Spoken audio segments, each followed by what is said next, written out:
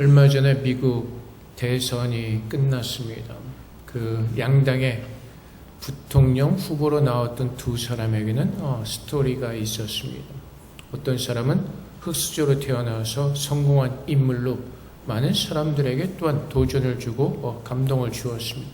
또 다른 한편의 부통령 후보도 또한 그 나름대로의 스토리를 가지고 있는 것을 우리는 보았습니다. 요즘 세상에서 스토리를 참 좋아합니다. 광고 마케팅에도 스토리가 필요하고 우리가 어떤 사람들에게 어필을 할 때에도 스토리가 굉장히 중요합니다. 옛날에 어느 서울대학교 나온 그 수재가 신학을 하고 목사가 되니까 많은 사람들에게 또 이렇게 스토리가 알려지면서 유명해지는 그런 것을 본 적이 있습니다. 오늘 읽은 입다는 어떻게 보면은 그런 스토리를 가진 굉장히 유명한 사람 중에 한 명이 될 것입니다. 그는 정말로 보잘것이 없는 사람이었습니다. 우리가 지난주에 보았던 아비멜렉은 그래도 기드온의 그 정실 부인은 아니지만은 그래도 그 후실이라고 해야 되나요? 어떤 그 처백에서 태어난 아들이었습니다. 근데 오늘 입다는 기생에게서 태어난 사람이라고 성경은 증거하고 있습니다. 그 히브리어 자나, 그 기생을 가리키는 자나라는 뜻은 매춘부란 뜻을 가지고 있습니다. 굉장히 그 출생할 때부터 굉장히 사람들로부터 멸시를 받을 만한 어떤 그런 모습으로 태어나게 되었습니다. 그럼에도 불구하고 그는 히브리서 11장에 어떤 믿음의 사람으로 기록되는 그러한 사람으로 변하기도 합니다. 그래서 히브리서 11장 32절 말씀에 내가 무슨 말을 더하려 기드온, 바락, 삼손, 입다, 다윗 및 사무엘과 선지자들의 일을 말하려면 내게 시간이 부족하리로다. 삼손 다음으로 입다가 기록이 되어 있는 것을 우리는 볼 수가 있습니다. 그의 출생은 굉장히 천박하였습니다. 근데 그 천박한 그 삶을 살아가는 것이 또 쉽지가 않았습니다. 길앗 땅의 길앗이라는 사람에게서 태어났지만은 그 길앗에게는 정실 부인이 있었고 그 부인에게서 많은 아들들이 태어났습니다. 성장할 때, 장성할 때 길앗 아들들이 입다를 쫓아냅니다. 그의 집에서 쫓아내죠. 너는 우리와 기업을 잊지 못할 자다 라고 하면서 입다를 쫓아냅니다. 얼마나 불쌍합니까? 그 출생부터 비천하게 태어났는데 그 이복 형제들로부터 버림받는, 그래서 그 사회 공동체에서 쫓겨나가는 그런 참 비극적인 삶을 그는 살게 되는 것입니다. 그런데 그가 누구였습니까? 1절에 소개할 때는 길랍 사람 입다는 큰 용사였으니 라고 성경은 증거하고 있습니다. 그가 얼마나 큰 용사였는지 모르지만 어쨌든 그는 그의 형제들로부터 쫓겨나서 도비라는 그 땅으로 이주해서 살아갑니다. 살아갈 때 또한 어떤 일이 있냐면은 오늘 본 3절 말씀에 보면은 이에 입다가 그의 형제들을 피하여 돕 땅에 거주하며 잡류가 그에게로 모여 와서 그와 함께 출입하였더라. 근데 우리가 한국어 어감으로 잡류 그러면 보통 어떤 사람들의 생각이 나죠? 불량배들, 아니면 질이 나쁜 깡패들, 양아치들. 그래서 우리는 생각하기를 기생에게서 태어난 입다가 어떤 그런 불량배들과 어울리면서 불량배들의 두목이 된 것이 아닌가라는 생각을 할 수도 있습니다. 근데 여기서 잡이라는 그 잡류의 그 잡의 그 히브리어 레크는 가치 없는 어떤 무익한 텅 빈 그런 사람들을 의미하고 있습니다. 그래서 어떻게 보면은 입다와 같이 희망 없는 사람들, 소망 없는 사람들, 입다는 소망이 없었습니다. 그의 그 아버지의 집안으로부터 분리되었고 쫓겨난 그런 삶을 살 수밖에 없었습니다. 그래서 어떻게 보면 소망이 없죠. 그 당시에 그 이스라엘 민족의 그 공동체라는 것은 굉장히 의미가 있는 것입니다. 그 공동체에서 쫓겨난다는 것은 버림받는 것이고 소망이 없는 것이고 희망이 없는 것입니다. 그래서 입다가 독당에 거할 때에 그에게 몰려든 같이 어울리게 된 사람들은 희망이 없는, 소망이 없는, 정말 가진 것이 아무것도 없는 그런 사람들이 함께 모여 살았던 것 같습니다. 근데 오늘 본문 말씀에 보면 어떠한 사건이 일어나죠? 암몬 자손이 이스라엘을 치러 올라옵니다. 여기 사건의 배경이 10장에 설명이 되어 있습니다.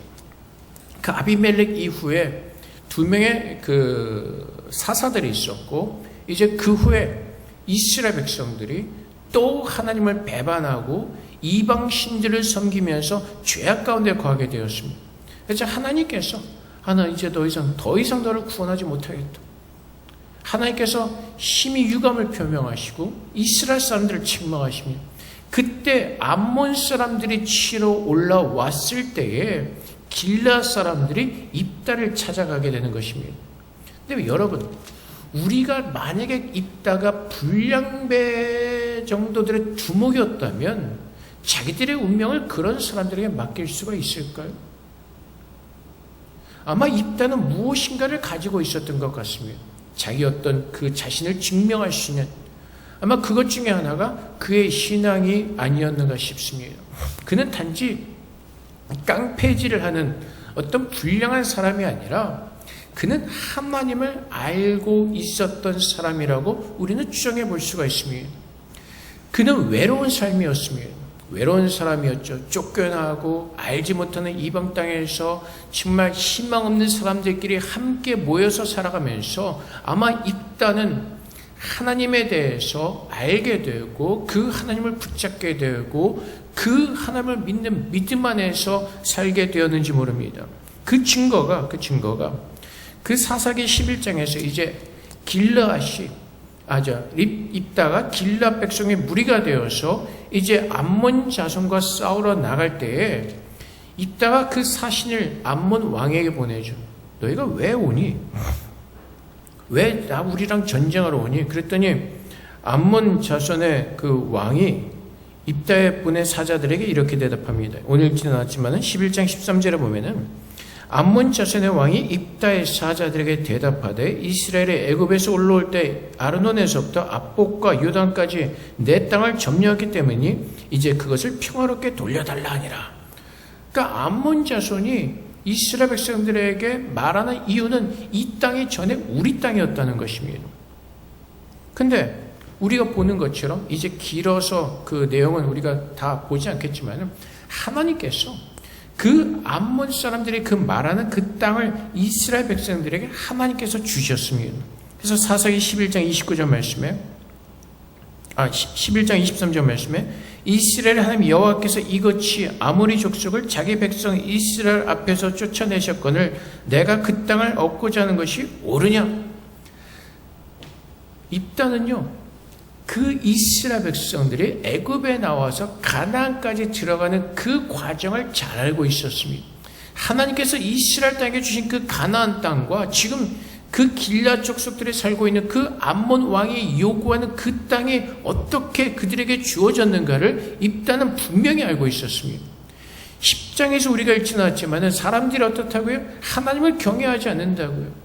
하나님께서 무엇을 말씀하셨는지 어떻게 역사하셨는지 길라 사람들은 관심도 없었고 상관도 없었고 믿지도 않았다는 것입니다. 근데 입다는 하나님 말씀을 기억하고 있었고 하나님께서 행하신 그 역사를 입다는 기억하고 있었다는 것입니다. 입다가 우리가 볼 때에는 정말 비참하고 정말 소망 없고 그런 하류의 그 삶을 살았지만은 그가 그 삶을 살아가면서 참고 하나님 앞에서 엎드려 있을 때 하나님께서는 그런 부족했던 사람을 하나님께서는 들어서 사용하신다는 것입니다. 그리고 그가 나아갈 때 암몬 자손과 싸우러 나갈 때 사사기 11장 29절 말씀에 보면 이에 여호와의 영이 입다에게 임하시니 입다가 길르앗과 므낫세를 지나서 길르앗의 미스바에 이르고 길르앗의 미스바에서부터 암몬 자손에게로 나아갈 때, 그래서 그 입다가 싸우러 나갈 때 하나님의 영이 임하였습니다. 그래서 우리가 살아가면서 내가 하나님 앞에서 부족하고 연약하고 정말 하나님 앞에서 볼 것이 없는 그런 사람이라 할지라도 하나님께서 쓰시고자 할 때 하나님께서 그 인생을 들어 사용하시는 것입니다. 우리의 조건과 지금 우리의 환경을 가지고 우리가 하나님 앞에서 원망하고 하나님 앞에서 우리가 그것을 가지고 불평을 하는 것이 아니라 입다와 같이 하나님 앞에서 잠잠히 기다릴 때 그에게는 기회가 찾아오던 것입니다. 아비멜렉은 어떻죠? 스스로 왕이 되고자 하죠.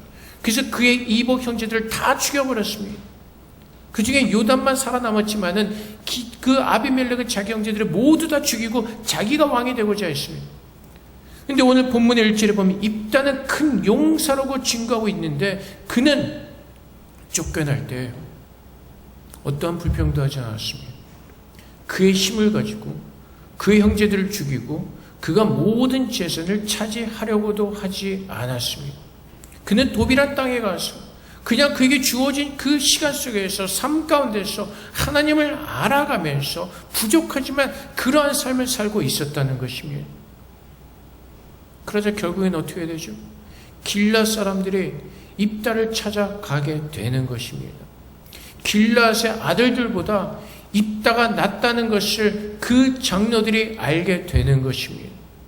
그래서 우리가 때로는 살아가면서 억울할 때도 있고 때로는 살아가면서 나의 환경이 부족하고 힘들고 어렵다고 생각이 될 수도 있습니다. 하지만 그럼에도 불구하고 우리가 그 처해진 환경과 상황 속에서 주님을 바라보고 있을 때 하나님께서는 우리가 부족하고 연약하다 할지라도 하나님이 나와 함께 하시고 나를 사용하시고 우리를 만들어 가시는 그 하나님을 볼 수가 있는 것입니다.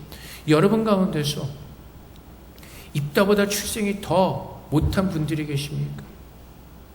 입다는 매춘부의 가운데서 태어난 아들이었습니다. 형제들에게서 쫓겨났습니다. 여러분들의 지금 삶이 입다보다 더 힘들고 어려웠던 적이 있습니다. 그렇지 않습니다. 하나님께서 오늘 우리에게 그 이스라엘 백성들에게 말씀하신 것, 이스라엘 백성들이 정말 하나님 앞에서 불순종하고 하나님 앞에 그 엄청난 죄를 지을 때 하나님께서 나는 더 이상 너를 도와주지 않겠다고 말씀하시지만은 하나님의 구원이 하나님의 역사가 계속해서 끊이지 않고 일어나는 것을 우리는 볼 수가 있는 것입니다.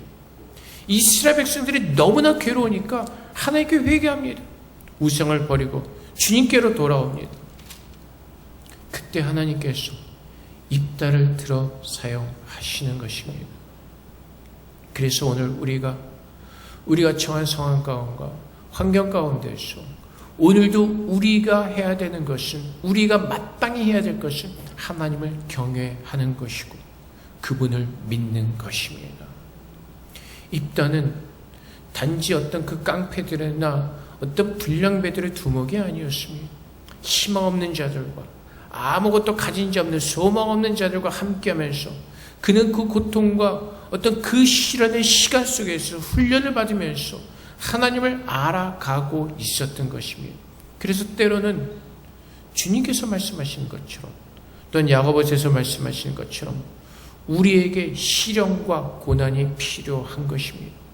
그때 우리의 믿음을 달아볼 수가 있기 때문에 그렇습니다. 우리가 평소에 볼 때 믿음이 좋은 것 같지만은 그 믿음의 진가는 고통과 시련 가운데서 드러나게 되어 있습니다.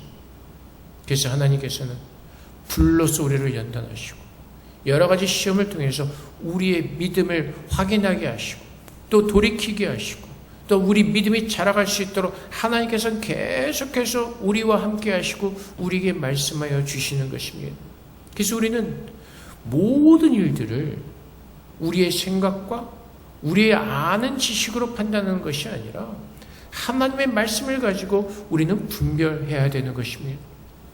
우리에게 왜 이런 일이 일어났는지 하나님 앞에 서서 끝까지 하나님을 붙들고 주님께로 나아가서 하나님을 아는 겁니다. 제가 가끔 예를 들지만은 욥이 초반부에 우리가 볼 때 1장부터 우리가 볼 때는 욥이 굉장히 믿음이 좋은 사람으로 묘사가 되죠. 그는 부자였고 많은 것을 가졌던 자입니다. 하나님께서 허락하시는 가운데 사탄이 욥을 시험에 들게 하죠. 테스트하죠. 모든 것을 다 잃어버렸습니다. 그때 욥이 고백하는 것이 무엇이죠? 주신 자도 하나님이시오, 취하신 자도 하나님이시오. 그러니 하나님을 원망해서는 안 된다라고 그 와이프를 달래죠. 근데 어떻죠? 그 고난이 시간이 길어질수록, 그의 병이 심해질수록 그는 하나님 앞에서 원망하면서 하나님 앞에 자기가 태어난 날을 저주하면서 그런 신앙 없는, 믿음 없는 모습으로 변하는 것을 우리는 보게 됩니다. 하지만 그 모든 과정을 거치고 욥이 하나님의 말씀을 들었을 때 그가 고백하는 것이 무엇이죠? 내가 귀로만 들었지만은 이제는 눈으로 하나님을 봅니다라는 그 고백을 하게 되는 것입니다. 그래서 우리가 살아가면서 때로는 힘들고 우리가 어렵다고 생각하는 그 시간들 가운데 우리가 들어갈 수가 있습니다. 그 과정을 지나갈 수가 있습니다. 근데 우리가 원하는 것은 그 모든 과정을 통해서 나를 만나기를 원하시고 나를 사랑하시는 하나님을 만나는 것이 우리에게는 굉장히 제일 중요하고 우리에겐 소중한 일인 것입니다.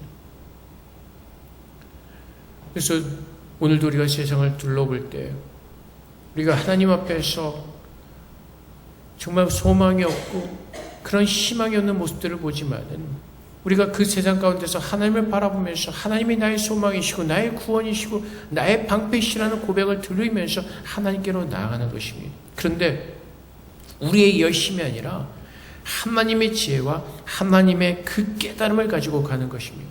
하나님께서 말씀하시기를 하나님보다 앞서지 말라고 말씀하십니다. 하나님께서 주시는 그 말씀을 가지고 그 말씀에 순종하고 말씀하십니다. 일단은 그 고독한 가운데서 그 힘든 가운데서 하나님을 알아갔지만은 그의 열심이 앞서는 그 실수를 범하게 됩니다. 암몬 자손과 싸우러 나갈 때 하나님의 영이 임하십니다. 그리고 그가 나아갈 때 그가 어떤 고백을 하죠? 사사기 11장 31절부터 32절까지 말씀에 내가 암몬 자손에게서 평안히 돌아올 때 누구든지 내 집문에서 나와서 나를 영접하는 그는 여호와께 돌릴 것이니 내가 그를 번제물로 드리겠나이다 아니라 이에 있다가 암몬 자손에게 이르러 그들과 싸우더니 여호와께서 그들을 그의 손에 넘겨주시매. 암몬이 싸우러는 나갑니다. 근데 그의 마음 가운데 한 구석에 불안감이 있었던 것 같습니다. 그래서 서원을 하는 거죠. 하나님 나로 이기게 하시면 처음 나를 마중 나오는 그것을 하나님 앞에 번제물로 드리겠습니다. 이따가 하나님께서 주신 그 승리를 확인했다면 그는 이런 서원을 드릴 필요가 없었을 것입니다. 이 열심을 낼 필요가 없었을 것입니다. 일단은 우리가 좀 아까 보았던 것처럼 그 이스라엘 백성이 가나안 땅에 들어가는 과정을 굉장히 너무나 잘 알고 있었습니다. 그럼에도 불구하고 그가 하나님께서 싫어하신 것이 무엇인지를 알았음에도 불구하고 금하시는 것이 무엇인지를 알았음에도 불구하고 그는 잘못된 서원을 하나님 앞에 올려드리게 되는 것입니다. 그래서 우리가 믿음 생활할 때 우리가 하나님 앞에서 더 겸손히 엎드려서 정말로 그분께서 원하시는 것이 무엇인지를 옳게 분별해야 될 것입니다. 하나님보다 앞서 나가는 그 열심을 가지고 나갈 때 이따에 어떤 일이 일어나죠? 이따가 서원을 합니다. 내가 전쟁에서 승리하고 돌아올 때 가장 처음 나를 나와서 맞이하는 그것을 번제물로 드리겠습니다. 그때 누가 나오죠? 이따에 딸이 나오죠. 얼마나 비극적인 일이 일어납니까? 자기의 성급한 서원으로 말미암아 그의 불신앙의 서원으로 말미암아 그의 잘못된 열심과 서원으로 말미암아 그 딸을 그가 서원한 대로 드릴 수밖에 없게 되는 그런 굉장히 딜레마적인 상황에 그는 빠지게 되는 것입니다. 그래서 이러한 일이 일어났을 때 그가 뭐라고 하죠? 입다가 오늘 지났지만 35절 말씀에 자기 딸을 보고 자기 옷을 찢으며 이르되 어찌할꼬 내 딸이여 너는 나를 참담하게 하는 자요 너는 나를 괴롭게 하는 중에 하노라다. 내가 여호와를 향하여 입을 열었으니 능히 돌이키지 못하리로다. 여러분 생각해 보십시오. 서원을 했습니다. 누가 나올지 몰랐죠. 개가 마중을 나올지 염소가 마중을 나올지 모르는 그 상황 가운데 하여간에 먼저 나오는 것으로 번제를 드리겠다고 입다가 서원을 해버렸습니다. 하나님께 서원을 해버렸으니 안 지킬 수도 없습니다. 우리가 우리의 열심을 낼 때, 우리가 잘못된 열심을 대고 우리의 신앙에 앞서 나갈 때 우리에겐 이런 하나님의 우리를 깨우치게 하시는 그런 아픈 그 답이 우리를 기다리고 있다는 것을 우리는 기억해야 될 것입니다. 그래서 입다는 그에게 하나님을 향한 믿음이 있었습니다. 하나님을 믿는 믿음이 있었지만은 그의 불확실함과 어떤 그 온전한 믿음을 갖지 못한 채 그는 실수로 서원하는 바람에 가장 아픈 딸을 잃게 되는 것입니다. 근데 우리는 물론 이 말씀대로 그 딸을 번제로 드렸다라고 우리는 볼 수가 있고, 또 한편으로는 그 히브리어 본문 성경에는 보면은 그 딸이 이렇게 하죠. 처녀로 죽게 되었으니라는 그 고백을 하는 그 단어가 있는데, 사실은 히브리어 원어에는 그 죽는다는 말이 없습니다. 그냥 처녀로 죽게 되었다는 그 말 중에 그 죽는다는 말은 없습니다. 그래서 어떤 사람들은 해석하기를 하나님께서는 사람을 제물로 드리는 것을 금하시죠. 하나님께서 제물로 드리는 것을 금하십니다. 그래서 레위기 20장 1절부터 3절까지 말씀에 여호와께서 모세에게 말씀하여 이르시되 너는 이스라엘 자손에게 또 이르라. 그가 이스라엘 자손이든지 이스라엘의 거류하는 거림이든지 그의 자식을 몰래에게 주면 반드시 죽이되 그 지방 사람이 돌로 칠 것이요 나도 그 사람에게 진노하여 그를 그의 백성 중에서 끊으리니 이는 그가 그의 자식을 몰래에게 주어서 내 성소를 더럽히고 내 성소를 욕되게 하였습니다. 그래서 하나님께서 금하시는 겁니다. 사람을 번제로 드리고 사람을 그 속죄물로 주는 것을 하나님께서 그것을 금하셨습니다. 근데 레위기 27장 1절부터 이런 말씀이 있습니다. 여호와께서 모세에게 말씀하여 이르시되 이스라엘 자손에게 말하여 이르라. 만약 어떤 사람이 사람의 값을 여호와께 드리기로 분명히 서원하였으면 너는 그 값을 정할지니 27장 4절 말씀에 여자면 그 값을 30세겔로 하며 벳라는 그 구절이 있습니다. 근데 여기서 어쨌든 간에 번제물로 실제로 드렸다는 의견도 있고, 또 한편으로는 이 입다의 딸이 그 당시에 여자로서의 가장 그 슬픈 게 뭐냐면 결혼하지 못하는 것, 자녀를 낳지 못하는 것. 그래서 그 입다의 서원을 따라서 그 딸은 어떻게 보면 하나님의 성소에서나 그 하나님을 섬기는 자로 결혼하지 못하고 일생을 처녀로 죽는, 아마 그것을 우리는 그렇게 해석을 해볼 수도 있을 것입니다. 그래서 그 딸이 고백하는 것이 처녀로 죽게 되었으니, 평생도록 결혼하지 못하고 애도 낳지 못하는 그 당시에 가장 불쌍한 비극적인 여자의 삶을 살게 되었다고 고백할 라고 우리는 또한 생각해 볼 수가 있는 것입니다. 중요한 것은 그 입다의 딸이 죽었느냐 안 죽었느냐가 아니라, 중요한 것은 입다의 그 잘못된 선으로 말미암아 그의 딸이 불행하게 빠졌다는 것을 우리는 기억해야 하는 것입니다. 그래서 여기서 그 본문에서도 처녀로 죽게 되었으니라는 그 단어 속에는 그 베틀림 처녀성밖에 등장하지 않습니다. 그래서 결국엔 무엇이죠? 처녀로 죽게 되었으니, 내가 처녀로 죽게 되었으니, 입다의 잘못된 서원으로 말미암아 그의 딸이 불행하게 된 것을 우리는 볼 수가 있습니다. 그럼에도 불구하고 하나님은 그 입다에 온전하지 못한 그 입다의 그 불완전한 믿음을 또 하나님께서는 다 받으시고 그를 만들어 가시고 그를 하나님께서 원하시는 사람으로 만들어 가시는 것을 우리는 볼 수가 있습니다. 그래서 하나님께서 우리를 통해서 행하시는 그 모든 일들은 다 우리를 위해 하신 것이고 하나님께서 우리를 만들어 가시는 것입니다. 그의 잘못된 서원으로 인하여서 그 딸이 불행 가운데 빠지게 된 그것을 보게 된 입다는 어떻게 살았겠습니까? 하나님 앞에서 더 이상 교만하지 못했을 것입니다.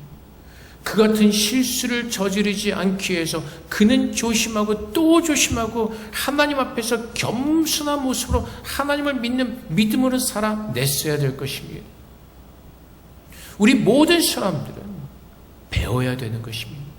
모든 삶 가운데서 하나님께서 무엇을 말씀하시는지 그 실수를 통해서, 그 죄를 통해서 우리는 배우고 또 배움으로 말미암아 하나님께서 기뻐하시는 그 사람으로 만들어져 가야 되는 것입니다.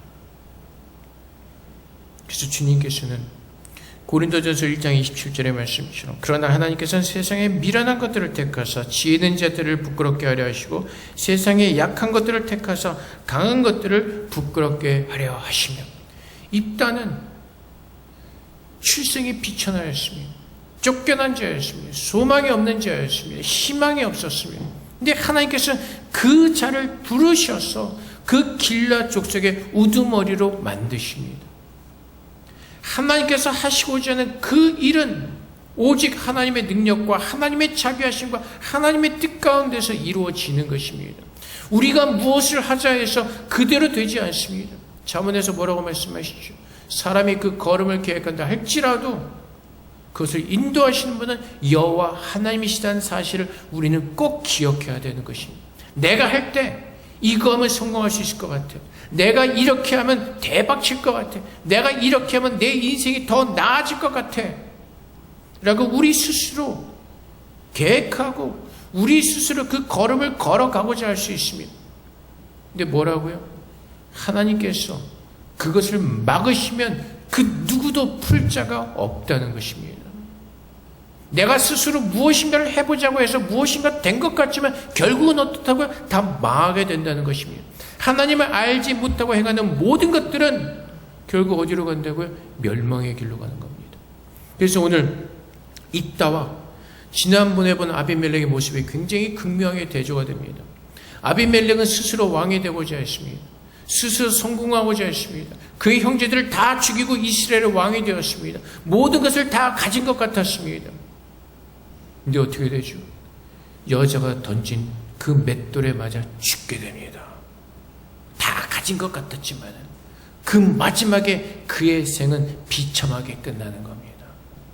그래서 오늘 우리가 하나님 앞에서 구하는 것은 입다는 기업을 잊지 못할 자였지만 하나님께서는 그를 들어 사용하셔서 히브리서 11장에 그의 이름이 기록되어진 그 영광의 삶을 누리게 하십니다. 우리가 무엇인가를 하는 것이 아니라 하나님께서 나를 들어 사용하시고 하나님의 뜻 가운데서 나를 아름답게 만들어 가시기를 주님 앞에 우리는 기도하면서, 또 우리의 열심이 하나님의 뜻을 앞서 나가지 않도록 우리는 늘 주님 앞에 겸손한 마음으로 서서 날마다 그 하나님의 뜻이 우리 안에서 아름답게 이루어져가는 것을 우리는 누리면서 앞에 감사하는 마음으로 우리는 살아내야 될 것입니다. 그래서 우리는 우리의 조건을 보지 않습니다. 내가 가진 것을 바라보지 않습니다. 내가 가진 것 하나님께서 취하시면 순식간에 취해가실 수 있는 것이 하나님의 능력입니다.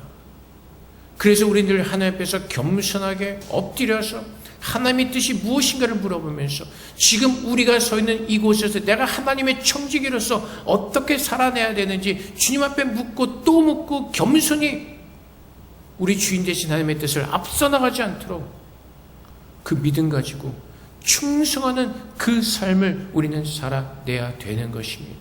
하나님께서 우리에게 허락하신 모든 것들이 나를 위해서 사용되어지고 나를 위해서 사는 것이 아니라 하나님께서 나를 만들어 가시기 위한 하나님의 도구요 하나님의 축복의 시간이라는 것을 깨닫고 축복의 조건이고 하나님께서 우리에게 허락하신 것임을 깨닫고 오늘 하나님 앞에 서서 우리가 기억하고 기도하는 것이 기업을 잊지 못할 죄인 가운데 죄인이었지만 그 하나님께서 오늘 나를 부르시고 영화롭게 하시고 주님의 자녀로 만들어 가시는 그 사실을 기뻐하며 감사하며 주님 앞에 영광 돌리는 그 예배자로 우리는 살아내야 되는 것입니다.